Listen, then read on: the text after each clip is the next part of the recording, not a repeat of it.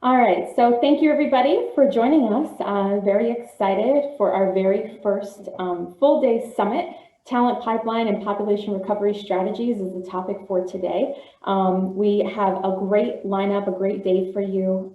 Number of speakers. We thank everybody who participated in today's event, not only volunteering to run a session, but also to just be a part of this today, this really critical discussions about talent attraction, retention of employees, unique ways to attract and retain your talent. There's so much packed in today. So I'm going to go ahead and get started. We have a few things to go through before we bring our featured speaker in for today. So we'll go ahead and get started. So first of all, I just want to thank so much. Chenango Health Network was our featured sponsor for today, and Preferred Mutual is our supporting sponsor.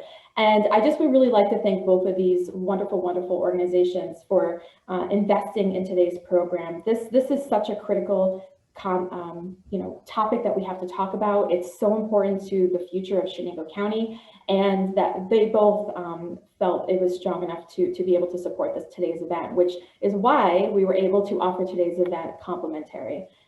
We opened this up to anybody and everybody that wanted to be a part of this. So whether you are a chamber member, a not yet member, a community group, someone who's just interested in these topics, even we have people even from outside the county participating today. So I would just really like to thank all of you for your part and for making today's event possible. It wouldn't have been possible without your support.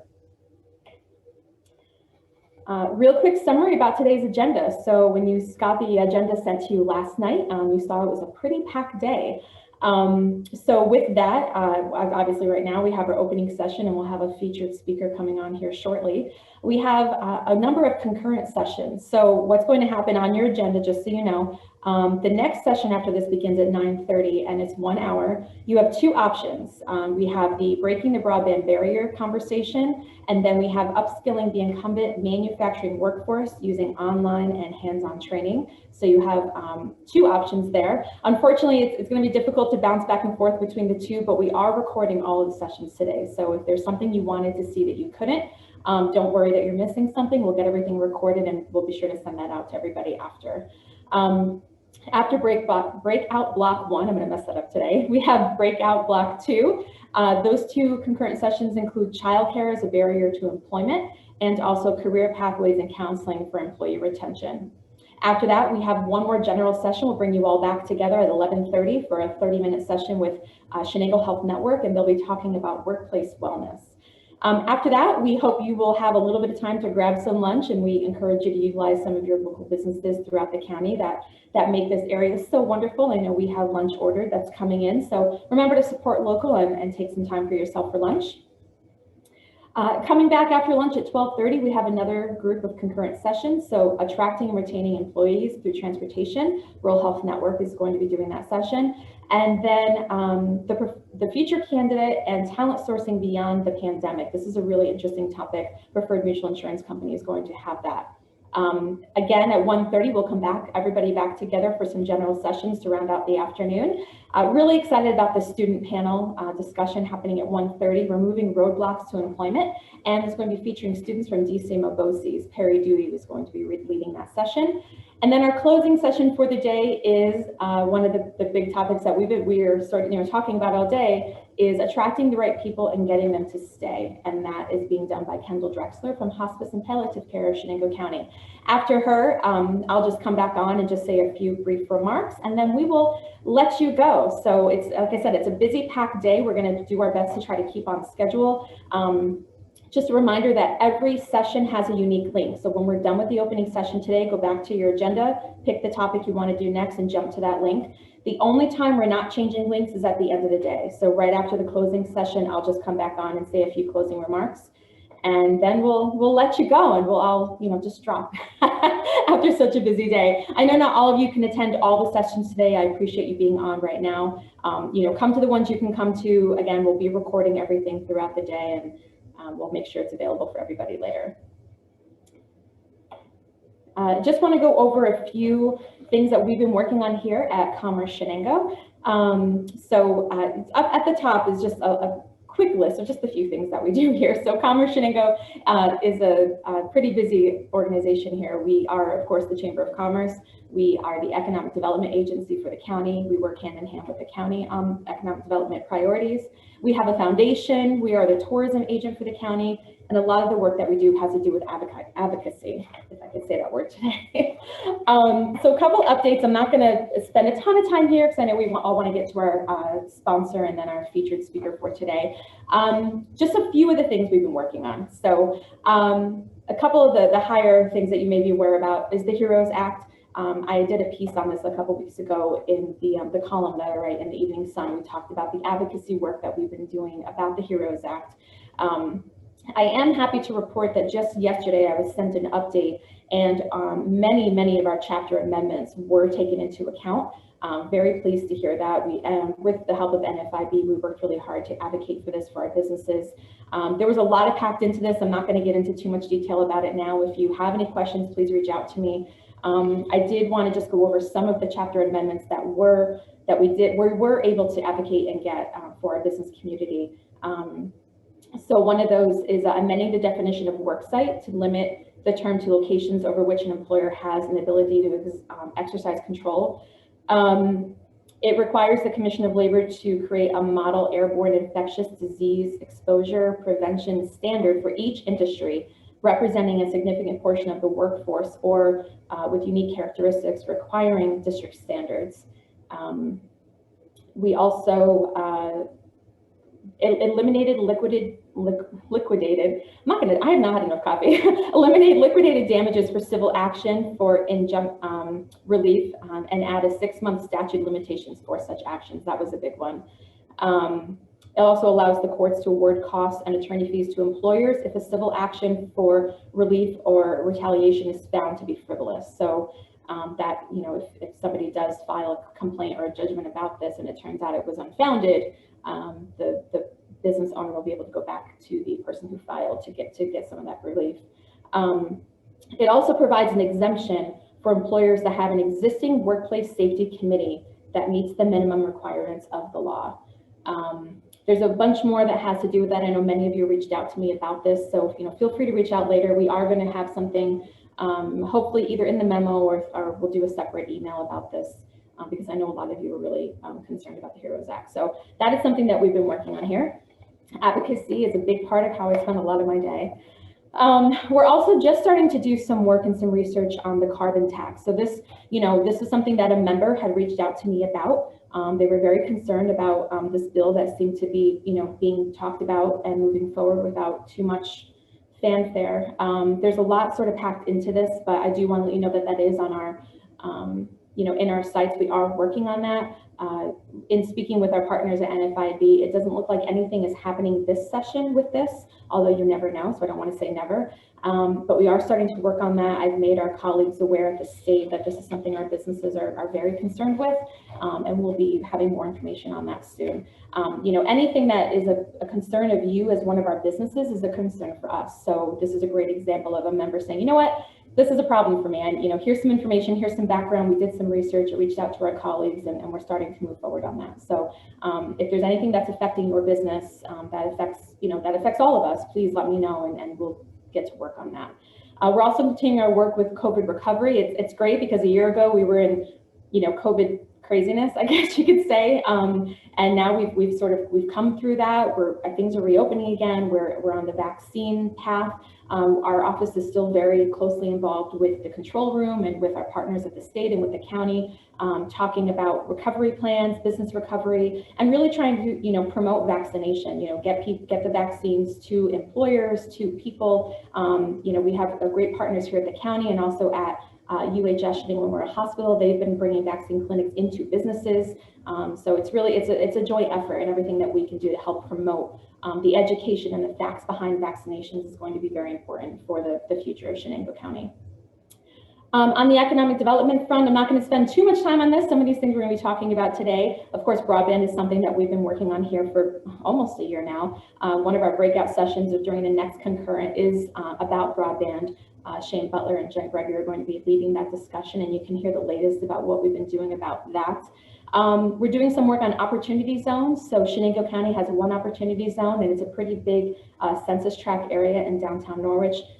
Shane Butler from Planning and myself are part of an initiative with Southern Tier 8 to talk about ways to utilize the opportunity zone and what the benefits are to a community. We'll be coming out with something more about that soon. Also tourism, things are opening back up again. I know Audrey's been super, super busy. Audrey is our director of communications and tourism. And we have, a lot of ads that we're putting out. We're doing a lot of things digitally. We have a travel guide. We are in the final-ish stages of our brand new communication and, our relocation and community guide. People are looking to go in, around the state. They're looking to get out and do things again this summer. They're feeling better. They're vaccinated.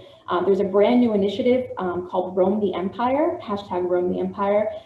That's something that we're helping to support. It's, it's encouraging people to, yes, you want to get out, you're able to do things again this year. That's wonderful. But, check out all the great places throughout New York State. We're just loaded with wonderful, wonderful destinations throughout the state.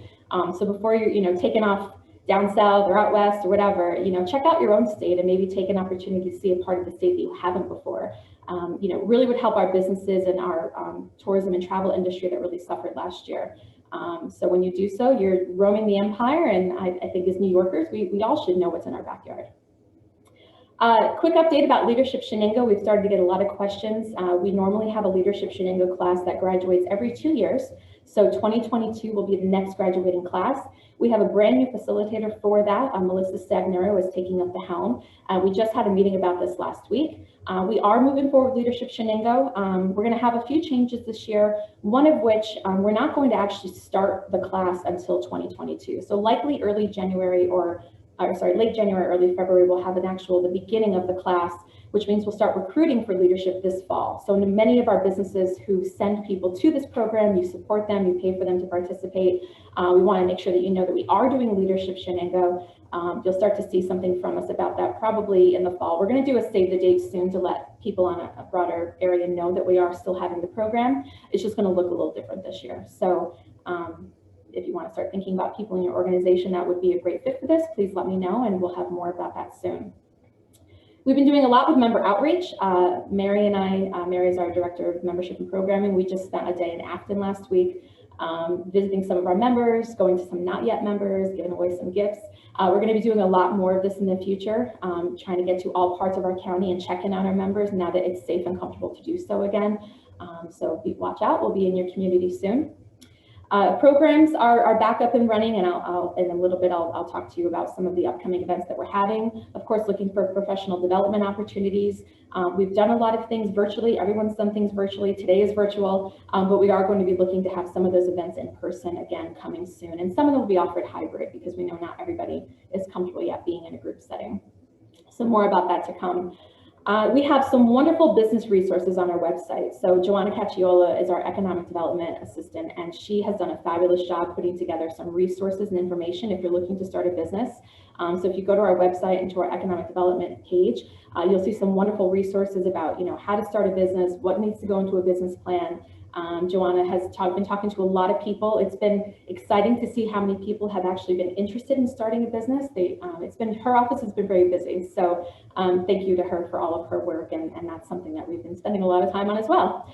And just to know, it's grant season, and just yesterday we received a formal announcement that the CFA process is open for 2021. So the Regional Economic Development Council normally does a CFA consolidated funding application for grants.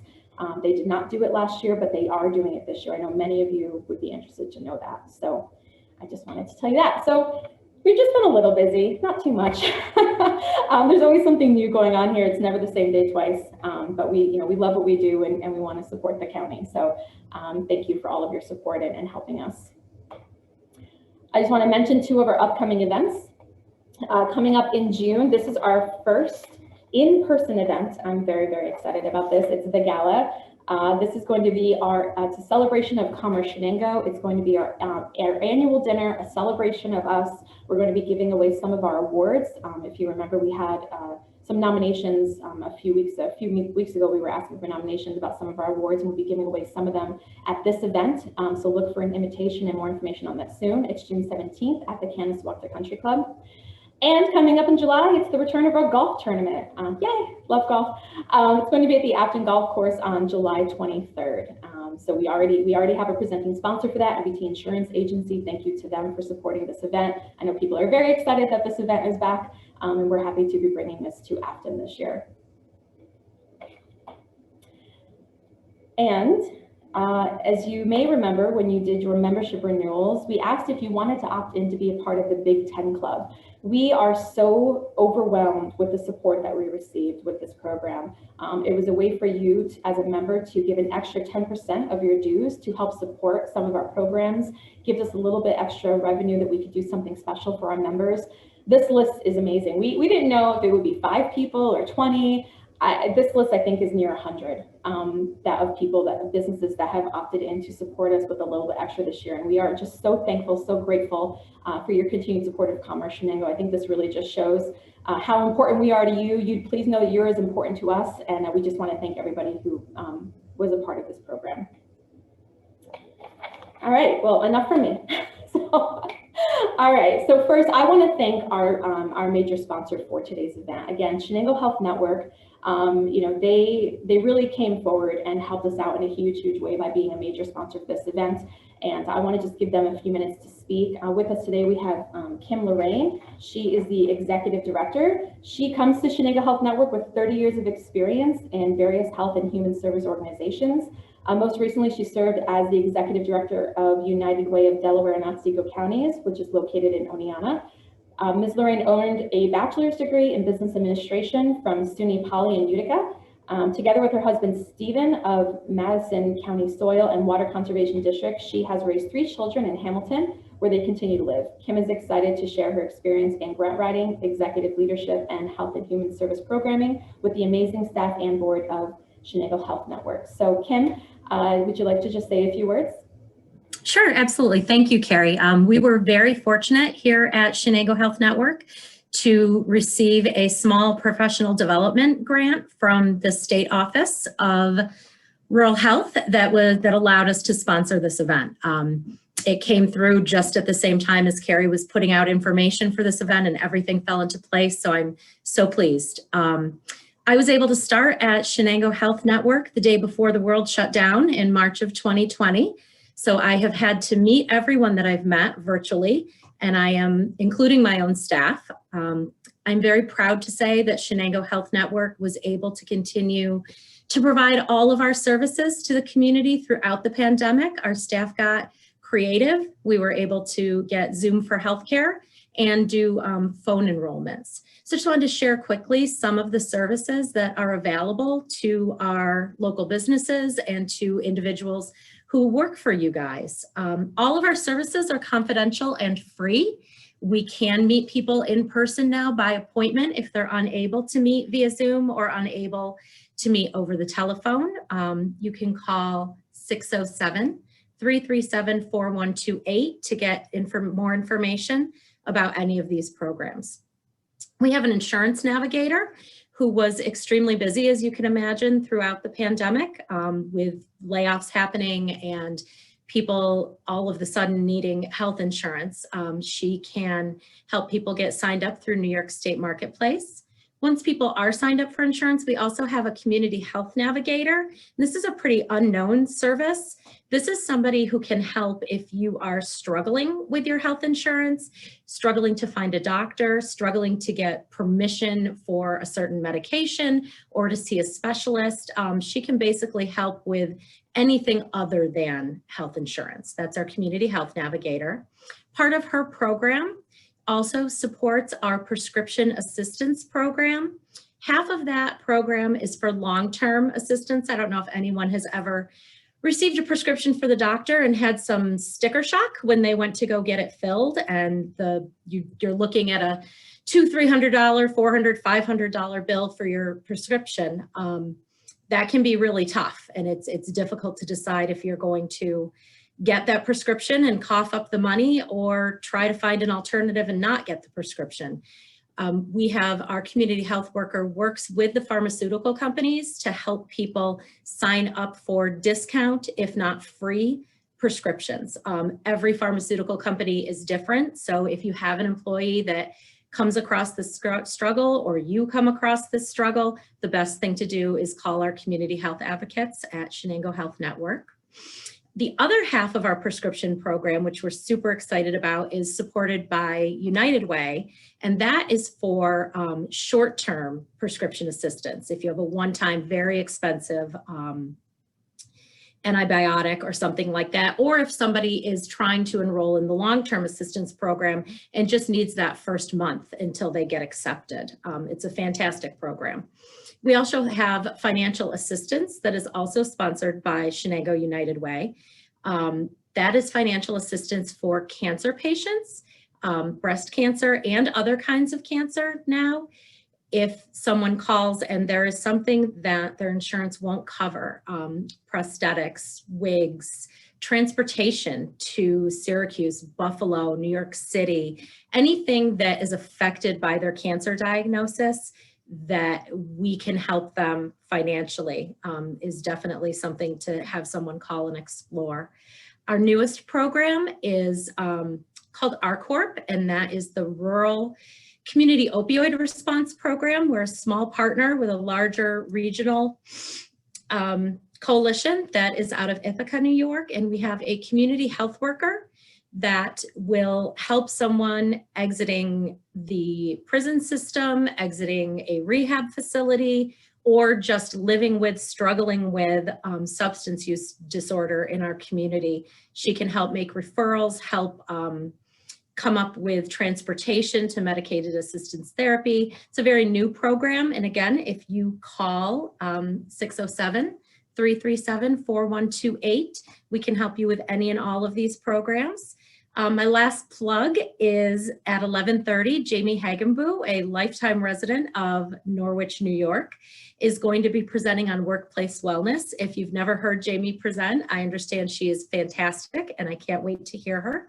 Jamie is our Healthy Initiatives coordinator, so she does a whole lot of everything, including right now managing our Drug-Free Communities grant and our Tobacco-Free Shenango grant. And both of those are opportunities that community members, businesses can connect with Jamie and see how they can be a part of some pretty difficult solutions that we have coming up. Again, thank you. I appreciate the opportunity. Thank you to Carrie and all the other medical leaders in Chenango County for making a very difficult year much easier. And I look forward to being able to meet everybody in person as soon as possible. Thanks, Carrie. Thank you so much, Kim, and thank you so much for the vision to be able to apply for that that funding and to get it at the last minute. That was really, really amazing. So we really appreciate the support and you thinking outside the box to be able to support this event. So thank you. All right, well, it's time to get started. So next up, we have our featured speaker in our opening plenary session for about the next half hour or so. So I would like to introduce Chris Otto. He is the owner of Otto Cadillac in Albany. He joined as executive manager in January of 2010. Otto Cadillac is an exclusive Cadillac store in the Albany, New York market. Otto Cadillac has been family run for over 40 years. Chris prides himself on being very involved with his team at the store, but also within the Cadillac community, attending all the events hosted by Cadillac and his 20 group.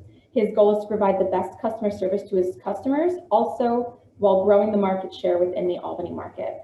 And I'm going to go ahead, I'm going to stop sharing right now because we really wanted this to be more conversational. So Chris, thank you. I see that you're logged in. Thank you so much for being here today.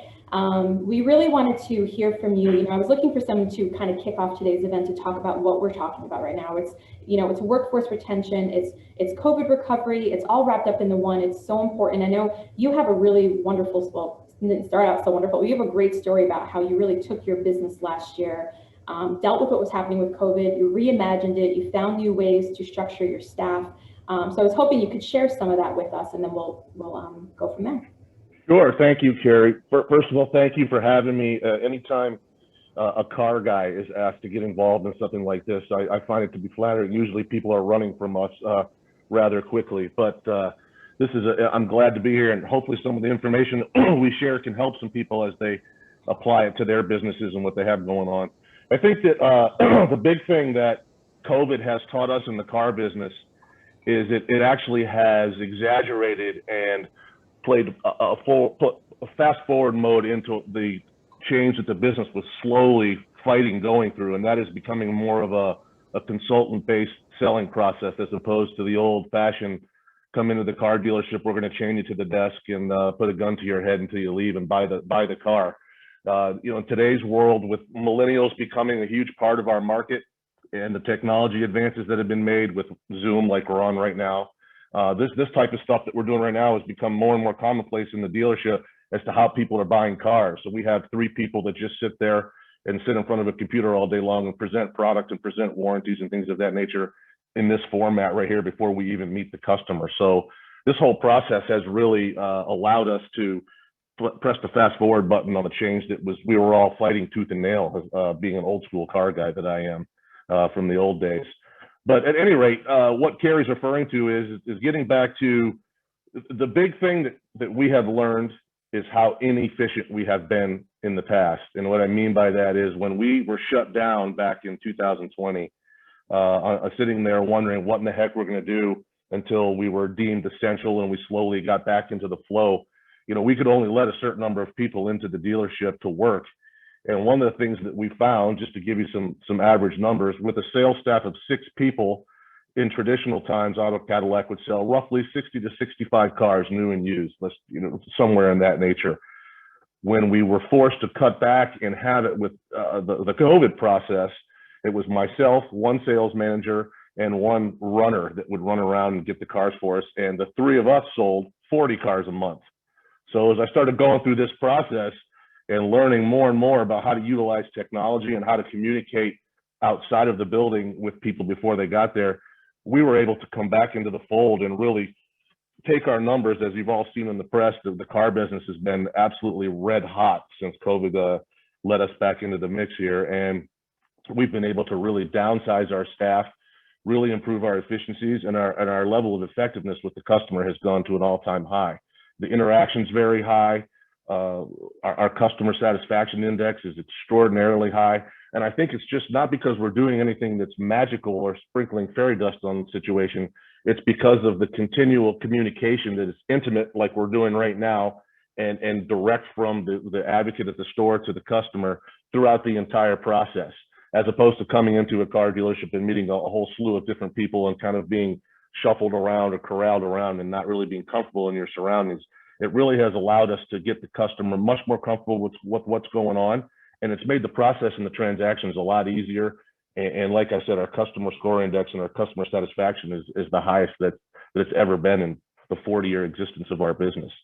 So it really shines a bright light on slowing the process down, allowing the customer to be in control of what they want to do, and taking it from there.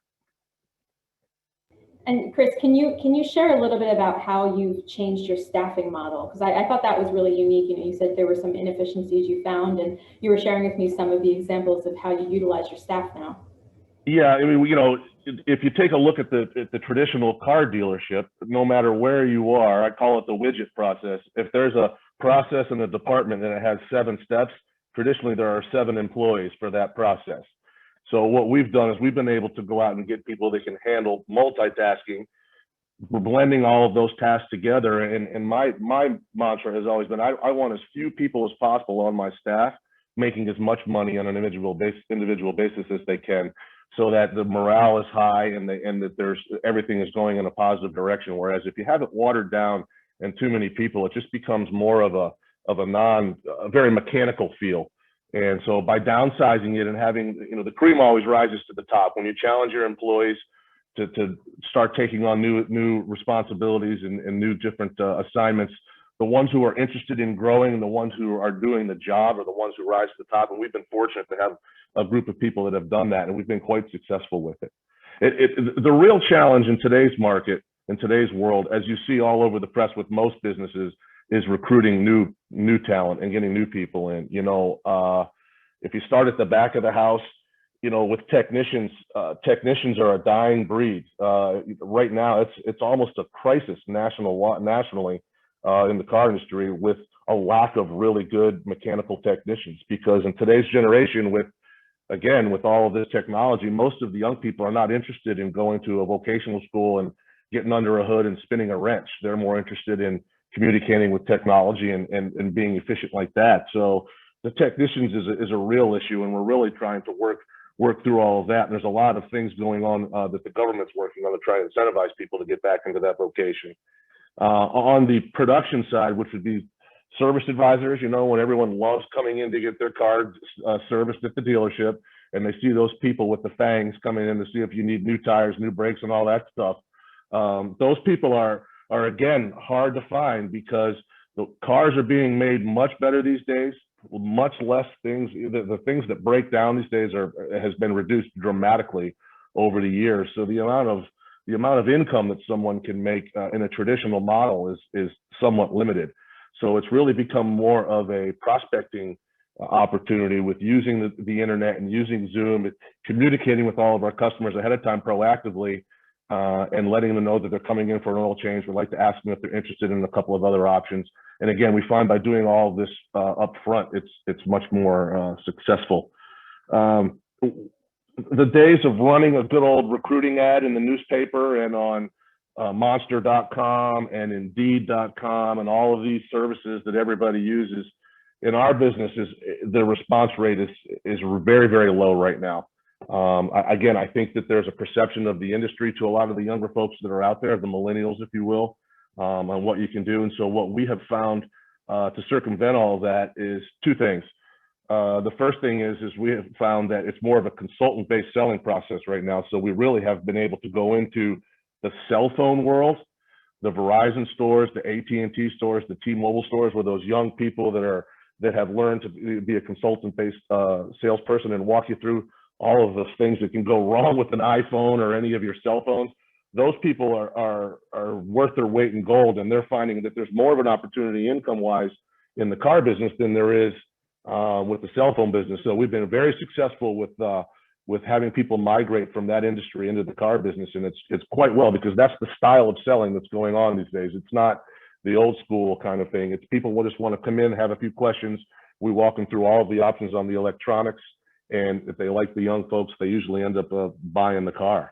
So that's been a real big key to our success, is going in and pulling some people out of the cell phone business. And then the last thing is offering what I call quality of life job descriptions, which I have a struggle with, being the generation that I'm from, but that is what we're dealing with today. And you know, these folks would rather work a split shift and make 40% less income than to work a full 45, maybe 50-hour week. So with a lot of our peripheral positions where we have a lot of young folks working with customers, we're offering split shifts with 2 days off a week.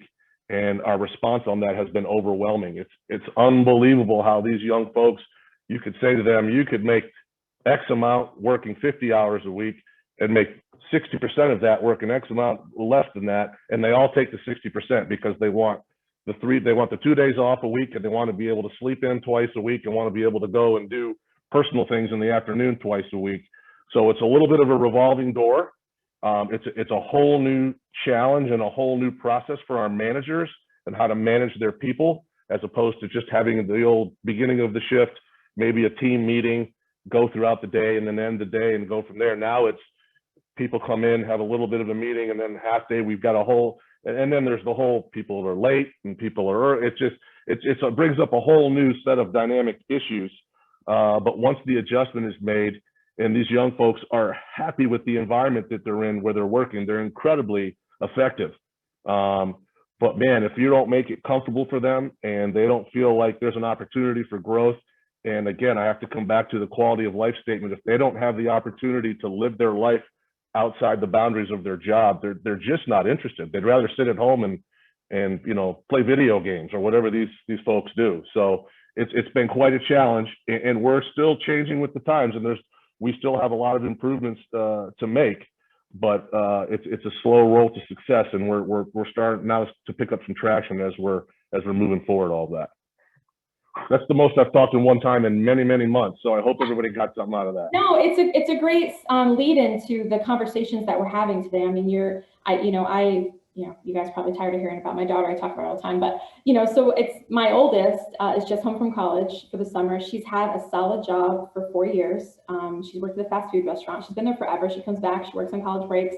She doesn't want to do it this year. She's sort of looking for other things. And I said, well, she wants to do something that's weekends. Or I said, you're going to work nights and weekends. You've been there for 4 years. To me, I'm kind of the same thing. I like to think I'm young, but I still have the same mentality of you work the job you have, right? You don't turn down income. But she wants, just like what you said, she wants quality of life. She's like, well, I want my days free. I want, I don't mind work. I'm like, do you realize that you make really good money where you are? It's easy. You don't have to work.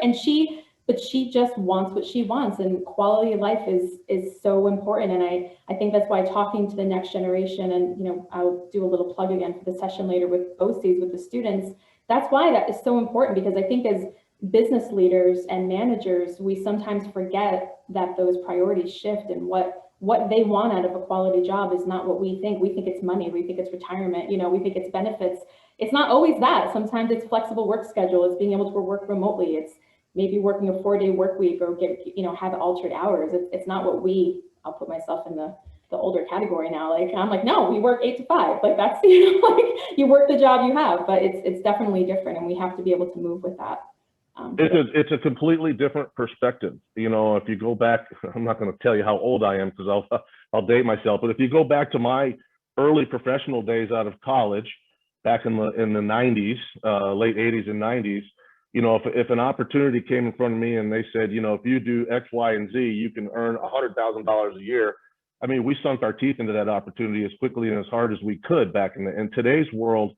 It's the money is just not the motivation. It's the quality of life. And someone's asking the question about the quality of life job description. What I mean by that is we bake in a lot of flexibility into their day-to-day routine. So we give them an opportunity with options. On a monthly basis. We have a meeting at the beginning of every month for every department, and the first thing we go over is schedules, because the biggest thing in the car business is coverage. We're open all the time, so we've got to have people there to greet customers, answer phones, and all that kind of jazz. So as we give everybody an opportunity with seniority, and some of those things are into that as well, someone who's been here longer than a new person, but we give everybody an equal opportunity to share their schedule so that we can try and work around all of that and give them some flexibility throughout the month so that they can have that quality of life. If someone wants to go to a concert, or someone wants to go away with their family, or someone's got some friends coming in, we're summertime here in Saratoga, all the stuff that goes on here with the track or Lake George, there's always things that are happening, and it's a vacationing community here. I mean, it is. The family, I came from Florida 11 years ago, which is a totally different culture than upstate New York. Far gone the weather, which is the first thing I had to go through, but this is a very family oriented community here, and people are going to go on their July vacations come heck or high water, those kinds of things. So to fight that with this generation, you're just not going to have anybody working for you anymore. So we bake all of those things into the plan and give everybody an opportunity to speak up, put their name in the hat, get their name on the list. And when we have that meeting, we do our best to accommodate everyone so that the morale is as high as possible, because we're a people business. And if I have people out front and Carrie's walking into the store and this person, he or she, is in a bad mood because we said, no, they can't go on their vacation with their boyfriend or their girlfriend or whatever, it's not good. The body language is not good, and the interaction is not good. So I do my best to keep everybody positive. And this is a huge tool in doing that. Great. And we have another comment. Megan is actually from Blue Ox, and she noted that they're at this point too with their HVAC technicians, both the quality of life and especially how they're recruited. And she just applauds you for finding different industries to migrate workforce from. So the different industries thing is a little precarious, because you don't want to be braggadocious or rude walking into another business and trying to pluck people out of there. But I did it last night, for example. I had to buy a screen protector for my cell phone, because I didn't want to break it, and I started talking to these two young people, and next thing you know, they're coming into the store today to talk to my sales manager. So I mean, it's casual conversation. It's very directly indirect, if you will. I feel if you just come into a store and say, hey, you want a new job, you run the risk of kind of coming off on the wrong note. But through a little discovery and conversation, sometimes you can find out what's going on.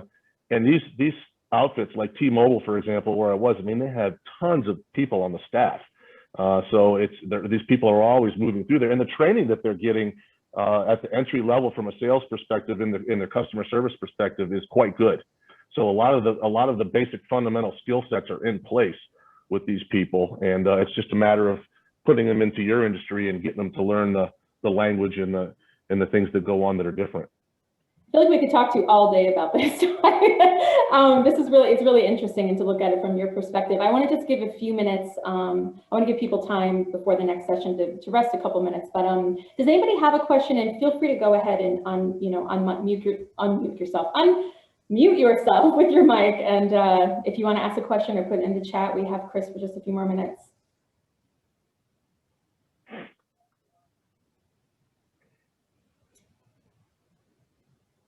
All right. I have a follow-up question then. So you said, part of is with, some of the younger generation is the technicians and not having as many people go into that field. Do you have, up in Albany, do you have we have BOCES here. Do you have? We have BOCES. We have BOCES in Albany. That you work with that to be able to attract kids to your industry? We do. We have BOCES, and then we have Hudson Valley Community College as well. So we work with both of those. But again, just going 5 years and 10 years back, the pool of students in those programs has been dramatically reduced over the last few years. So they're really trying to start pulling kids out of high school and in some of those areas as they're moving up to get them interested in the vocation. Awesome. Yeah, sometimes it's even just going into the schools. Oh, Faith, did you have a question? I saw you. Yeah, I always have a question. Chris, do you find that by recruiting that way, you are losing, your turnover is super high and you're having to retrain? Or are you finding that those people are sticking with it? Most of these people are sticking with it because of the industry they're coming from. The income is actually attractive. Again, with that quality of life job description, when you take a look at what they're being paid and how many hours they're having to work, and then the opportunity we give them for their flexibility on a monthly basis, it's really been quite successful with those folks. Okay, thanks. Wonderful. It's such a great topic. It's so perfect for what we have going on today. So Chris, I really just want to thank you. And if you're okay with that, we may connect with anybody with you that might have some questions about your job description, how you do that. I think that's definitely something. And if anyone wants to come to Albany and buy a car, please do not be shy. I'm easily available. Just ask for Chris, and I'll make sure we take very good care of you. New or used, we'll be happy to help you. Thank you very much. Thank you so much. Thank you for being with us, really. Okay, have a nice day. You too.